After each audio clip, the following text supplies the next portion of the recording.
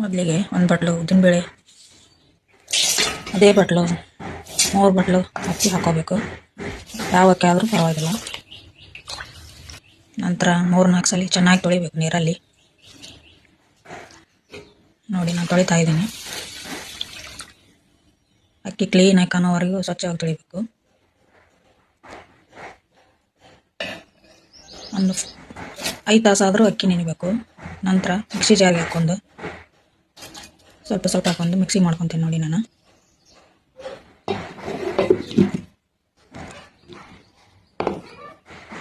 ನೋಡಿ ಎಷ್ಟಿದ್ರೆ ಸಾಕು. ಫುಲ್ ಎಲ್ಲ ಹಾಕೊಂಡು ಮಿಕ್ಸಿಗೆ ಹಾಕೊಂಬಂದ ಅದೇ ಬಟ್ಲದಿಂದ 1 ಬಟ್ಲು ಅನ್ನ ಹಾಕೊಂಡು ಮಿಕ್ಸಿ ಮಾಡಬೇಕು. ನಂತರ ಸ್ವಲ್ಪ ಉಪ್ಪು ಹಾಕಿ ಕೈ ಆಡಿಸಿ ಫುಲ್ 8 ಅವರ್ ಬೆಳಗಿನ ಜಾಗತನ ನೆನೆಸಿಡ್ಬೇಕು. ಮೇಲೆ ಒಂದು ಮುಚ್ಚಳ ಮುಚ್ಚಿ. ಬೆಳಗ್ಗೆ ಅಂದ್ರೆ ಹಿಟ್ಟು ಚೆನ್ನಾಗಿ ಒಗೆದಿರ್ತೈತಿ.